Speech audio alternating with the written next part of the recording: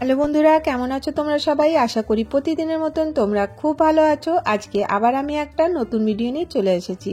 আজকে আমি তোমাদের সাথে শেয়ার করব ছোট্ট একটা কাপড় দিয়ে চেয়ারের কুশন বাড়িতেই কিভাবে তৈরি করতে পারবে।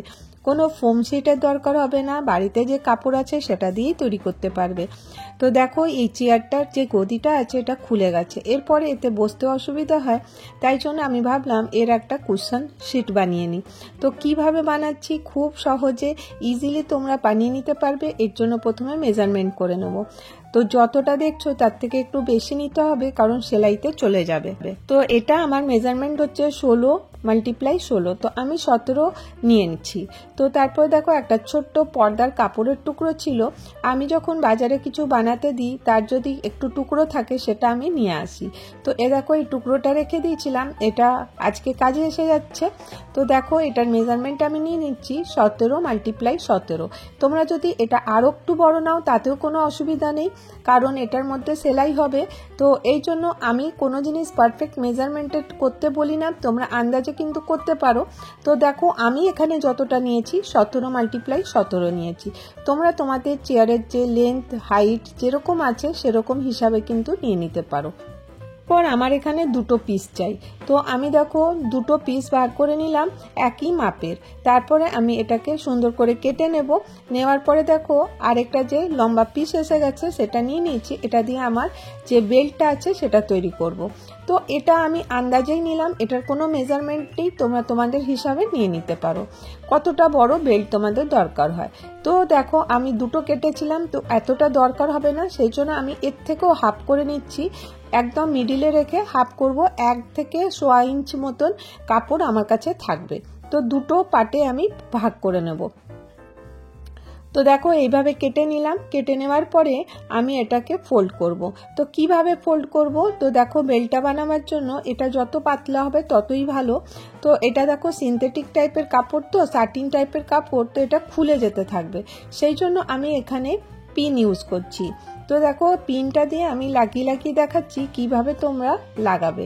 তো দেখো, এইভাবে আমি কাপড়টাকে চেপে নেব, চেপে নিয়ে আমি এখানে পিনটা লাগিয়ে দিচ্ছি। খুব সহজেই হয়ে যাবে আর একদম নিমিষেই তোমরা তৈরি করে নিতে পারবে। আর দেখো, এইভাবে আমি পুরোটা লাগিয়ে নেব। এরপরে আমি মেশিনে চলে এসেছি, এরপরে আমি এর মধ্যে সেলাই করে নেব। তো আশা করি তোমরা প্রত্যেকে বুঝতে পারছো যে এই বেল্টটা বানানো কতটা সহজ। এই দেখো, বেল্টটা রেডি হয়ে গেছে। এরপর আমি এই ফেব্রিকের এখানে চলে এলাম। এই যে দুটো ফেব্রিক নিয়েছি, এই দুটোকে সমানভাবে ম্যাচ করে নেব। তো দেখো, আর দুটো কিভাবে রেখেছি, দেখো উল্টোভাবে রেখেছি, একটা সোজাভাবে, তার উপরে এটা উল্টোভাবে। তো এই দেখো, এরপরে আমি এটাকে সেলাই করে নিয়ে চলে এসেছি। তো তোমরা বুঝতে পারছো যে এটাকে কিভাবে সেলাই করলাম। এরপরে এই যে দুটো বেল্ট বানিয়েছি, এটাকে আমাকে এখন অ্যাটাচ করতে হবে। এটা একটু মন দিয়ে দেখবে কিরকম করে অ্যাটাচ করব। তো দেখো, আমি এই পাশে এটাকে অ্যাটাচ করার আগে তোমাদের সাথে আরেকটা জিনিস শেয়ার করতে হবে, এটা পরে আমি অ্যাটাচ করে নেব। প্রথমে কি করব, এর উপরের যে পার্টটা আছে এটাকে একটু একটু করে সেলাই করে দেবো, কারণ ফিনিশিংয়ের জন্য। তো বেল্টটা লাগাবার আগে অবশ্যই এটা উপরের পার্টটাকে এরকম ছোট্ট একটা সেলাই করে নেবে, উপর নিচে সমানভাবে কিন্তু সেলাই করে নিতে হবে। তো দেখো, আমি করে নিয়ে চলে এসেছি, উপরটাও করে নিচ্ছি আর নিচটাও করে নিয়েছি। তো জাস্ট আমার কাছে এই একটা পার্ট রেডি হয়ে গেল।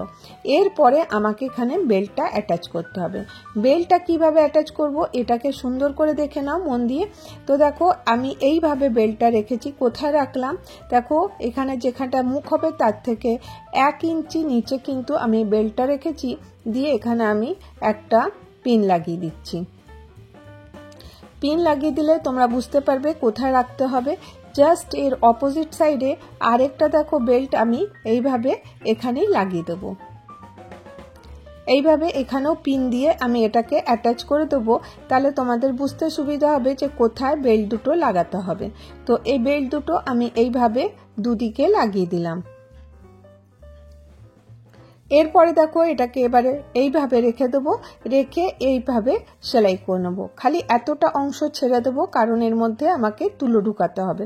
তো আঙুল দিয়ে আমি যেখানে যেখানে দেখাচ্ছি পুরোটা আমি সেলাই করে নিয়ে চলে এসেছি। তো হয়ে গেল এটা সেলাই, খালি এতটুকু অংশ আমি ছেড়ে দিয়েছিলাম। এরপরে দেখো এই কোনাটাতে একটু কাপড়টা আমি কেটে দিচ্ছি যাতে এর মধ্যে কোনাটা বেরিয়ে না থাকে, চারপাশটাই কিন্তু এইভাবে একটু কেটে দিতে হবে। এরপরে আমি এটাকে সোজা করে নিচ্ছি।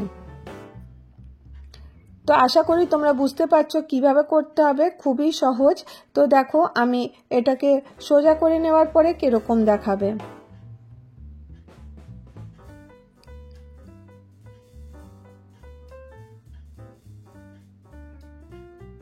এইভাবে দেখো সোজা করে নিলাম।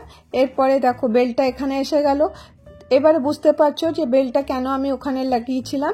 এরপর দেখো আমার কাছে পুরনো তুলো ছিল বালিশের, আমি ওটাই ইউজ করছি। তোমরা এখানে তুলো দিতে পারো, বা তুলোর জায়গায় তোমাদের কাছে যদি কোনো কাপড় থাকে, সেগুলোকেও ওয়েস্ট কাপড় থাকে, সেগুলোকে ছোট ছোট টুকরো করে কিন্তু তোমরা এর মধ্যে দিয়ে দিতে পারো। তো দেখো আমি এখানে তুলোটাই দিচ্ছি, কারণ এটা অনেক পুরনো হয়ে গেছে। তো তুলোটাকে আমি হাত দিয়ে এইভাবে খুলে খুলে নিচ্ছি।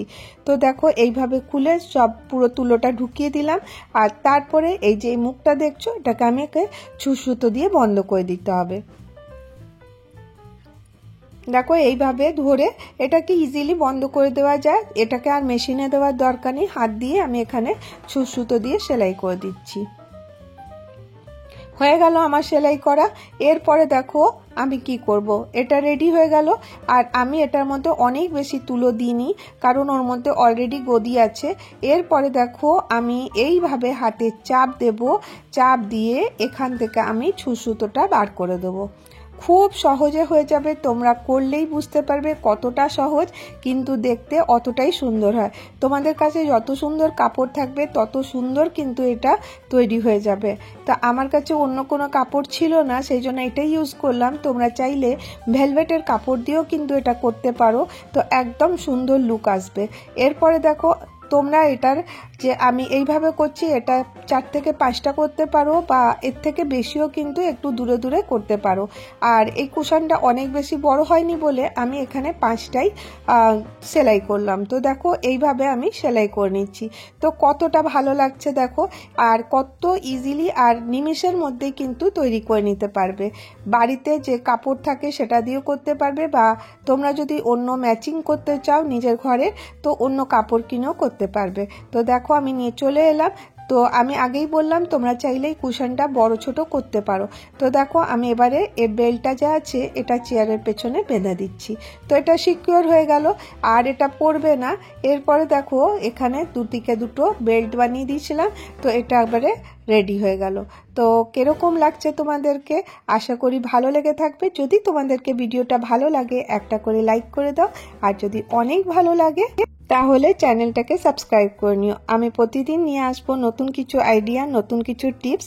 আবার দেখা হবে নেক্সট ভিডিওতে। ভালো থেকো, সুস্থ থেকো, বাই বাই।